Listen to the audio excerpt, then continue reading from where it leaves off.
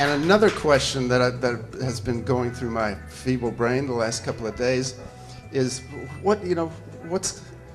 is everybody watching too much television, with the war thing going on? I mean, a little reminder, turn off the TV set, talk straight to somebody you love, get deeper into your relationships, and not worry about the war so much. I'm not saying stick your head in the sand or anything, but there's somebody close to you that's a little more important than constantly glued to the television.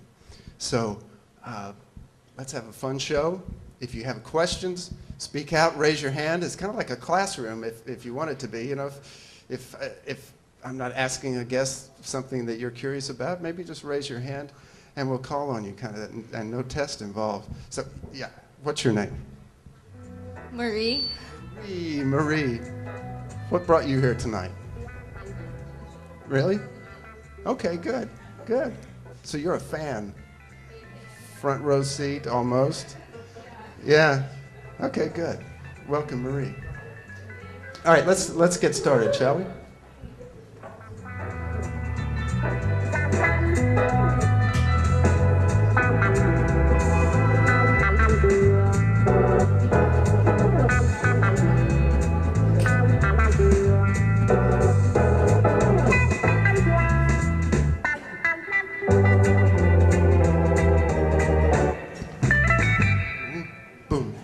Boy, our good friend Carl has all this equipment for me now that I'm going to try to wear so I can hear what's going on backstage, that sort of thing. So forgive me. But let's welcome our first guest, David Lozano. Please come on down and join us. Sit in the chair.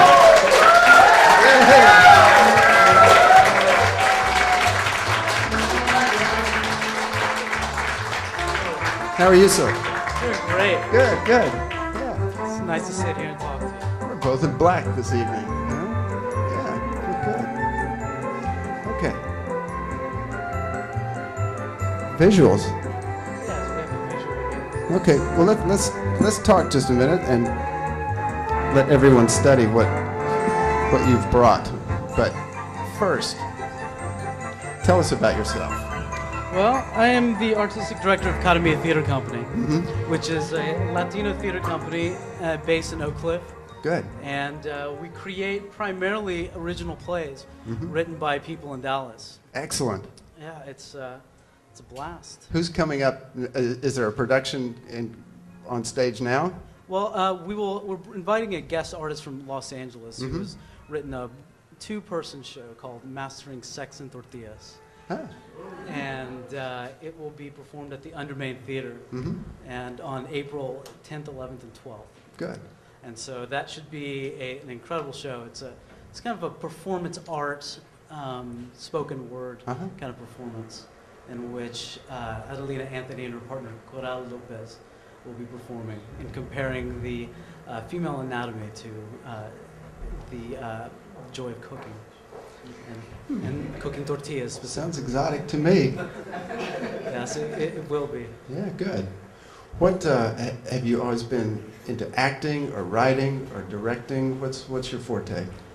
Definitely acting. Acting. Yes, I've been an actor for the past 8 years in Dallas, and that's where I got involved with. That's how I got involved with Academia. So, and then I've directed professionally for the past year. Okay. And the idea, my main focus, like I said, is to create original work, and it's really exciting because the playwright who wrote the first play that I directed is in this house right now, Danny Daniels, and he wrote a fabulous play called El Presidente y la Máscara de Oro, which just performed at the Water Tower Theater.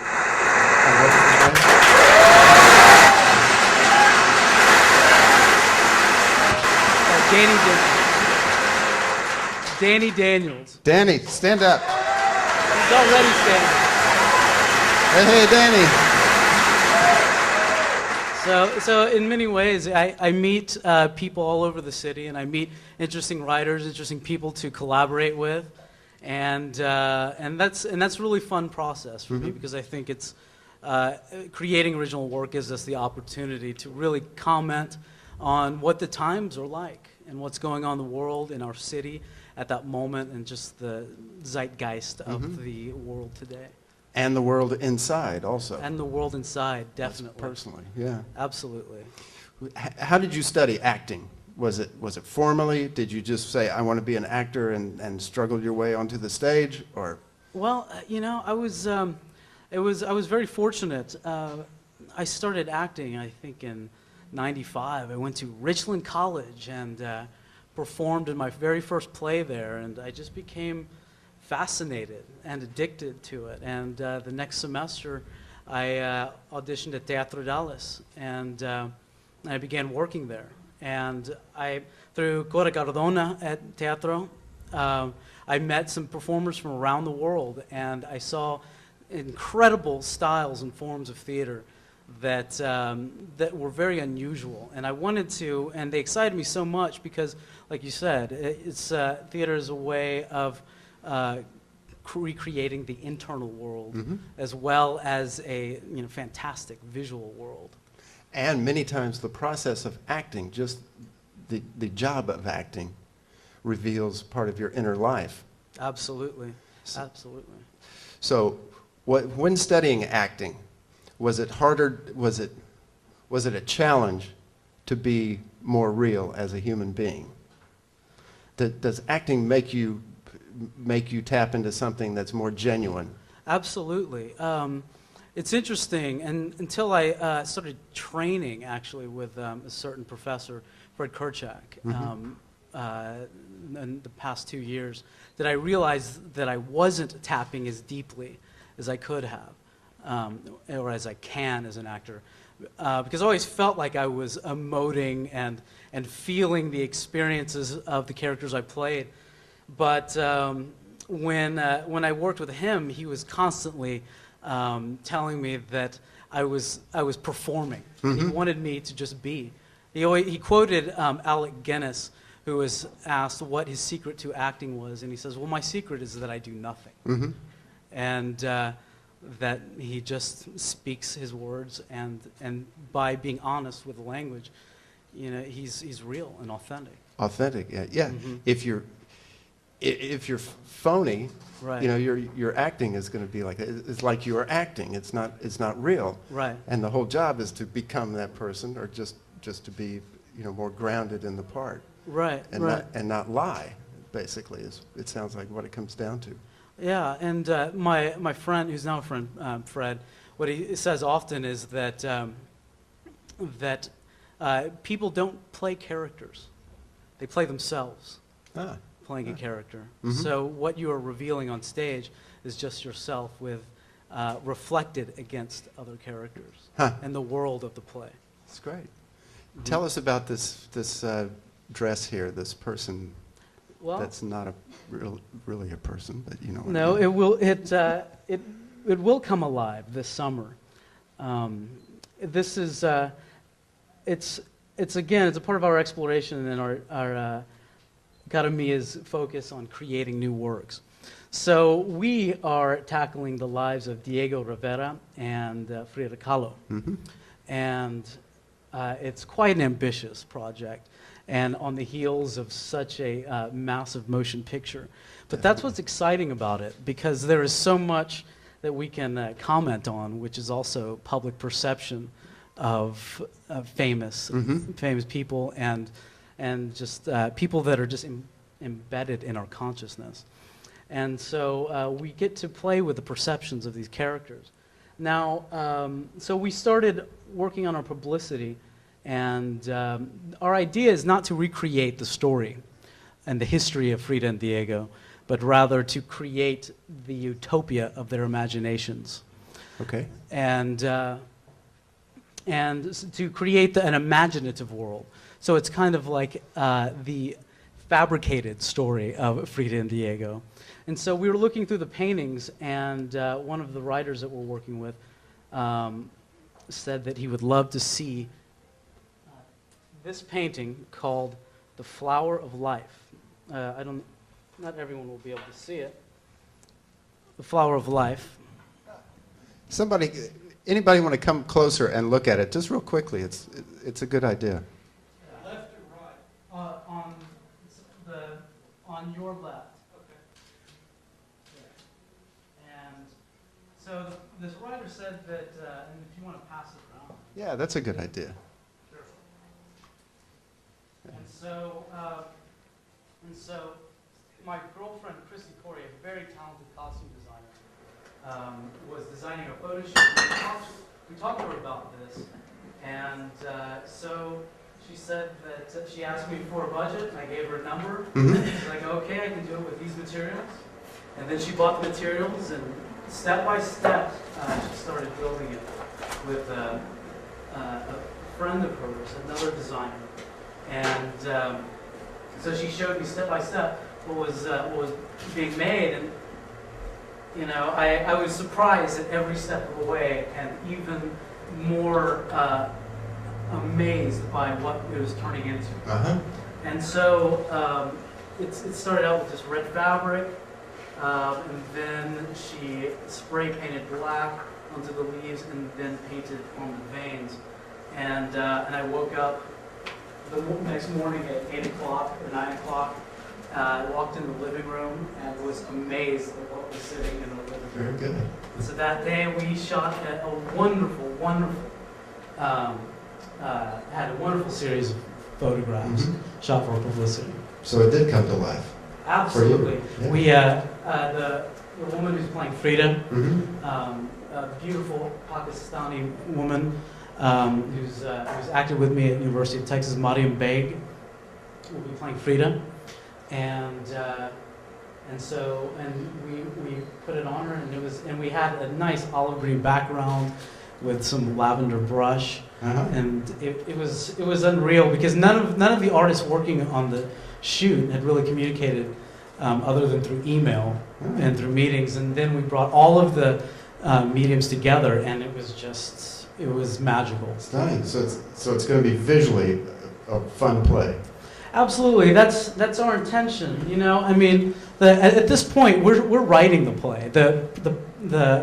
As Danny knows very well, our photo ops come before the plays are written, and but this represents the way that we are going to approach our script, which is by looking at the paintings and creating stories based on that.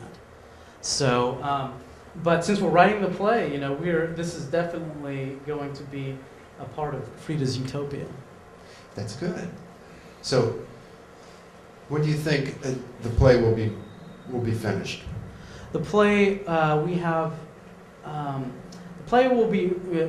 we'll continue writing the play probably a couple of weeks before we put it up. Yeah.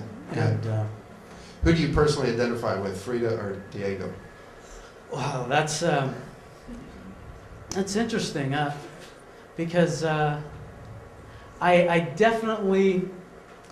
been impressed with Diego's political obsessions.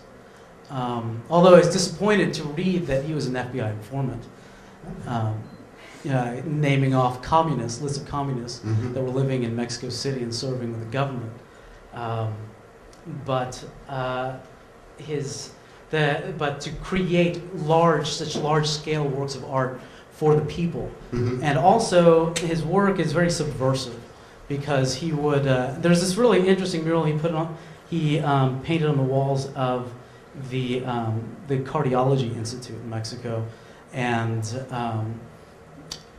all of the doctors and the scientists and the professors are all light-skinned, and all of the people that are being operated on are Indian, and it's on their walls, and so it's such an obvious portrayal of who is being exploited in Diego's mind, and so it's still there to this day. That's good. I've seen a few of his murals, and they're very powerful. They really are. Absolutely. Yeah. Well, that's good. And most of Frida's paintings were very small. Right. It's an interesting contrast. Well, she painted for herself primarily. We were looking at their wedding portrait that she painted, and Diego's the one holding the palette and the brushes, while she is just holding his hand. And I think she painted, because her imagination was so rich. And in many ways, her work is more alive in people's minds than Diego's, because Diego's was so specifically geared towards a political cause or themes of nationalism, whereas hers were very personal, internal. The internal world, Yeah. right there, yeah. Internal and external. Yeah. And Interesting, yeah. so, Well, that's great. You've been a wonderful guest. I well, thank you very appreciate it. much. Yeah, I yeah. appreciate it. Tell us again where the theater is, when the next performance will be. Well, we don't have a theater building right now. Mm-hmm. We will be performing on the 10th, 11th, and 12th at the Undermain Theater. Got it. Catherine Owens over there is graciously hosting us. Mm-hmm. And then we will be performing our play on the lives or on the imaginations and obsessions of Frida and Diego on July 10th at the Bathhouse Cultural Center for a festival, the Festival of Independent Theaters. Great. That's wonderful. Well, thanks a lot, Dave. Well, thank you very much. Pleasure.